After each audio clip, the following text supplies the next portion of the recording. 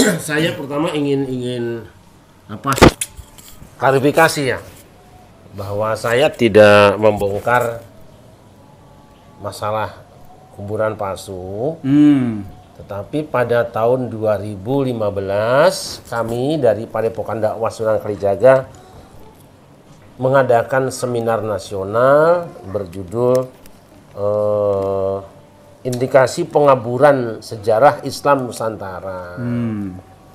Waktu itu saya menghadirkan 3 narasumber kondang. Profesor Dr. Ahmad Mansur Suryanegara dari Bandung, dosen 4, kemudian Profesor Dr. Agus Sunyoto, penulis sejarah Wali Songo, dan Bang Haji Ridwan Saidi, pakar sejarah Betawi. Budayawan juga. Budayawan lah. Mengapa saya undang beliau-beliau yang berbicara? Karena saya anggap beliau bertiga ini mumpuni dan mewakili dunia sejarah. Nah, mungkin timbul pertanyaan, kenapa diadakan seminar sejarah, kenapa tidak seminar ilmu, teknologi? Saya melihat bahwa sejarah itu garis. Jadi kalau orang kehilangan sejarah akan kehilangan arah. Tuh. Ya. Nah, karena beberapa tahun sebelum itu saya, mohon maaf ya, curiga ada virus masuk di dalam lembaran sejarah. Jadi mulai dari pembicaraan sejarah masuknya Islam di Indonesia, kemudian berdirinya ormas Islam terbesar di Indonesia, dan lain-lainnya. Kok sepertinya ada yang berbeda dari yang selama ini kita ketahui, baik melalui pelajaran-pelajaran maupun lewat leluhur kita, karena leluhur kita kan biasa tutur tinular. Gitu. Nah, secara kebetulan juga tahun 2010 kalau tidak salah itu ada peristiwa kasus Mbah Priok. Nah, saya tidak ikut bahas, Gus, ini koreksi ya kan. Dalam kasus Mbah Priok saya tidak ikut bicara, tapi menyaksikan peristiwanya karena 1 bulan sebelum terjadi kerusuhan itu saya ceramah di kantor Wali Kota Jakarta Utara di lapangan belakangnya, di hadapan ribuan orang. Itu kasetnya, videonya masih ada, video ceramah saya di situ. Nah, sebelum kita ceramah, saya diajak bicara oleh Pak Wali Kota dengan lantamal jika tidak salah, disabit-sabit bahwa ada masalah tentang itu. Nah, setelah ribut itu kemudian MUI dipimpin oleh Ki Haji Ma'ruf Amin waktu itu, kemudian dihadiri oleh beberapa orang habaib, dihadiri juga oleh para pakar sejarah, itu mengadakan Termasuk Robito Halawiyah, pembahasan tuntas tentang Mbah Priok itu, yang kesimpulannya bahwa Mbah Priok, cerita Mbah Priok yang beredar di tengah masyarakat itu palsu, sejarahnya palsu. Nah, kemudian ada juga di beberapa daerah. Nah, terusin dulu Mbah Priok secara tuntas. Itu makamnya di daerah mana? Terus yang sebenarnya dipindahkan, ada cerita dipindah itu, Kiai? Ya, ada bukunya ada. Itu di ceritanya memang dulu ada orang dari Palembang, Habib bermarga Al-Haddad. Beliau anak muda berusia 29 tahun, kemudian meninggal di kapal. Tujuannya kalau tidak salah ke Kalimantan sebetulnya. Dia meninggal di kapal, kemudian mendaratlah, minta numpang lah ya gitu istilahnya, dikuburkan di daerah Tanjung Priok itu, di Pondok Dayung ya. Jalan Dobo. Jalan Dobo. Kuburannya Dobo, Pondok Dayung istilahnya. Nah, tapi karena ada kepentingan pengembangan Pelindo, maka kuburan tadi dipindahkan ke Semper. Jadi sudah tidak ada. Tetapi tahun 2010 itu kalau tidak salah ada orang yang mengaku sebagai ahli waris dari Mbah Priok. Mau ngambil tanah itu. Nah, dari pemerintah juga bingung. Orang tidak punya anak, tidak punya keturunan, tidak ada keluarga di sini. Kok ngaku Ahli waris. ahli waris? Ditambah lagi lalu dibikinlah cerita bahwa beliau tuh mengislamkan orang Jakarta dan sekitarnya. Nah, hasil kajian dari para pakar tadi itu termasuk Kiai Ma'ruf Amin, Kiai Munzir Tamam, kemudian bahkan buku ini dikasih sambutan sama Pak Yusuf Kala. Bisa dilihatin ya. Nah, boleh. Ada juga sekarang Ketua NU DKI, Dr. Samsul Ma'arif ada di sini. Habaib ada di sini juga dan ada tanda tangannya. Kesimpulannya bahwa cerita itu dusta dan kuburan yang disebut itu sudah dipindahkan. Bukan wali, bukan dai. Al-Haddad itu adalah pedagang anak umur 29 tahun, wafat di kapal, lalu dikuburkan di Pelindo. Nah, sudah? Ya. Lah saya ini kan tidak suka kalau ngomong itu berdasarkan katanya-katanya. Karena di beberapa daerah juga ada cerita yang masyarakat mengatakan bahwa itu baru, termasuk di Tegal misalnya ada siapa namanya itu, Siapa itu? Aduh. dekat besan saya itu. Yang ini Tegalarum. Tidak, di dekat Anggawana itu. Nah, itulah di bawahnya ditulis di bawahnya Sayyid Iya. yang tadinya masyarakat tidak tahu, ujug-ujug jadi Sayyid. Dan beberapa daerah. Nah, Purbaya bukan? dia Purbaya, Pangeran Purbaya. Anak ini anak Panembahan Senopati yang pertama. Akhirnya kami Jadi Asegaf. Oke. ingin supaya ada pembicaraan dari para pakar sejarah. Coba deh, saya kok dalam tanda petik curiga ini. Ada yang kayaknya tidak pas atau paling tidak pernah saya dengar selama ini. Ada masalah lah di sini, coba dibahas. Memang dalam pembukaan saya sudah saya sebut sebagian.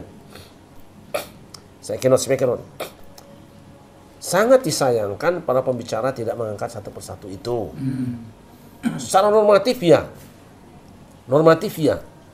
Tapi kita kan tidak bisa normatif. Tidak bisa normatif. Harapan saya waktu itu adalah bahwa kita harus segera berbuat sebelum terlalu jauh. Sebelum virus ini membesar. Sebelum jadi wabah, maka benih ini harus kita benamkan. Sangat disayangkan tidak terselesaikan. Dan akhirnya terus. Bahkan harapan saya waktu itu Nahdlatul Ulama atau PBNU bisa menyikapi dengan bijak. Karena kalau sudah menyangkut kubur, korbannya pasti orang NU. Iya. Kan? Nah, saya juga mendengar dari beberapa orang yang mengatakan bahwa di daerah Anu ada kuburan baru atau yang dikeramatkan baru gitu. Gitu. Dan mereka juga menyebutkanlah kan sumber-sumber pembuatnya gitu. Nah, saya kalau ditanya ya jawabannya tidak tahu. Iya, mungkin bisa disebutkan katanya yang ditertuduh itu siapa sih? Yang dicurigai itu siapa? Dari sumber-sumber itu. Apa yang seperti viral sekarang yaitu yang katanya itu Habib Lutfi bin Yahya atau bagaimana? Ya itu beberapa orang yang bicara dengan saya kok nadanya sama. Misalnya di Kebumen, di Kaligowong itu ada Pak Kiai Yasirun saya diundang ngaji sekitar situ, kemudian bercerita bahwa di sini ada makam Habib, siapa namanya saya lupa. Terus saya dikasih silsilahnya juga, diberi silsilahnya. Keren itu. Anu bin. Sanatnya. Nah, saya tanya, ini memang dari lama atau baru? Baru aja. Baru diketemukan gitu. Kuburannya sudah lama dan sudah diziarahi biasa, tapi dulu namanya bukan itu. Gitu. Sekarang jadi Sayyid Anu, Habib Anu. Nah, itu kata siapa? Ini kata Habib Lutfi. Iya. Nah, juga yang di Terboyo. Terboyo, Dulu Semarang. itu bukan kuburan. Waktu saya ke sana itu mampir sholat, kok ada ruangan yang dikasih kelambu. Dan disebut-sebut situ adalah siapa namanya? Jubatil Kubro.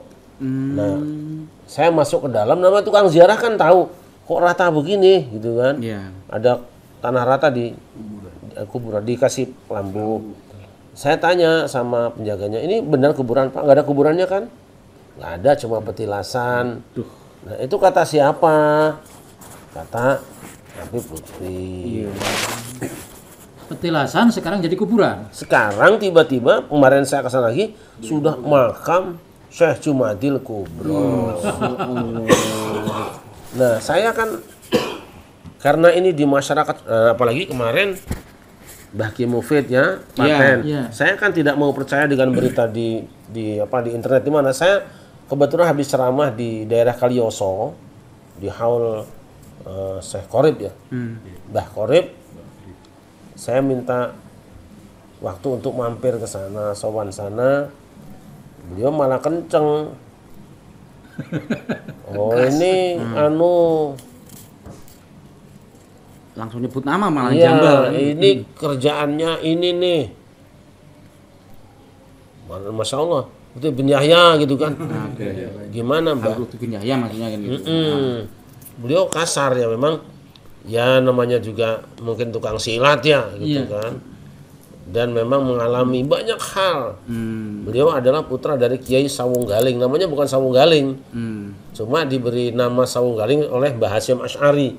Karena Jawara. Komandan Hizbullah. Komandan Hizbullah. Iya, bapaknya Manan. Cerita, wah, saya sudah tahu katanya dari bapak saya dulu tahun 8 ini. Pokoknya ini Lutfi bin Yahya nih, semua. Waduh. Saya bilang, dasar Mbah, silakan sebarkan ini omongan saya. Tanggung jawab. Dan saya tanggung jawab, saya siap bertemu dengan siapapun. Oke, ngeri juga ya. Nah, ini orang tua. Waduh, kalau ini terus-terusan, saya tidak sebarkan rekaman saya simpen aja walaupun ada, takutnya dikira saya bohong kan. Bahkan dia itu pernah pesan sama Sarkup di sini, namanya siapa itu? Suruh mencari 8 kuburan. Hah? Cari 8 kuburan mau dikeramatkan. Mau disulap jadi keramat. Kemudian satu lagi di sini ada kuburan Syekh Banjari. Sekarang jadi bin Yahya. Tuh. Beliau bahkan ya istilahnya menantang. Ayo ketemu, siap. Saya tidak takut, sebarkan. Saya bertanggung jawab. Bahkan kalau saya tidak ngomong, saya dosa. Itu istilahnya. Nah, ditambah-tambah lagi di beberapa tempat ada juga informasi sama. Ini kalau dibiarkan jadi berita menggelinding, saya lihat di YouTube sudah ramai juga. Iya, rame ya. Ya kan? Bahkan di Banyumas barusan. jadi polemik ya. Di polemik. Nah, itu kan Mbah siapa namanya? Mbah Malik ya? Iya, saya Malik. Mbah Malik kan keluarga Mbah Ilyas. Iya. Nah, kalau Mbah Ilyas itu Torekoh Sadiliyah. Naqsyabandiyah Khalidiyah.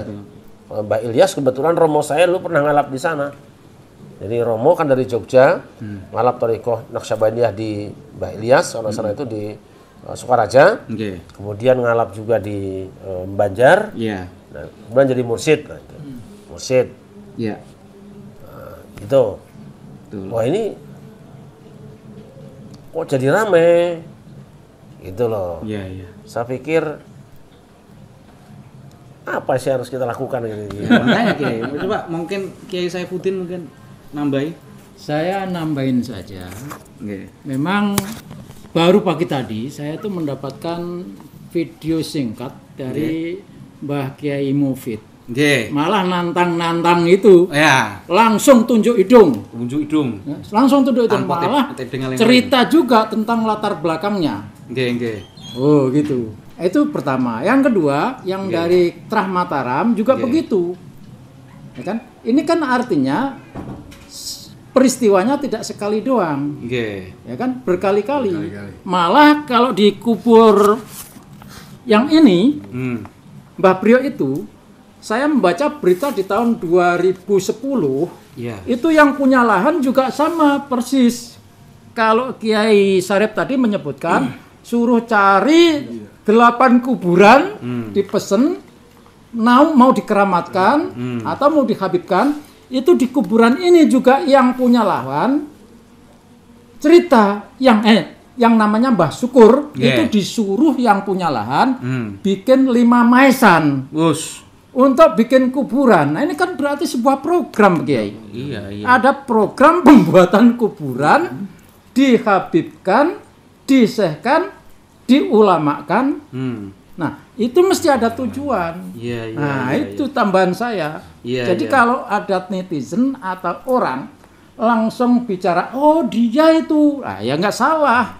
Karena nada-nadanya, indikasinya ada gitu. Hmm. Itu.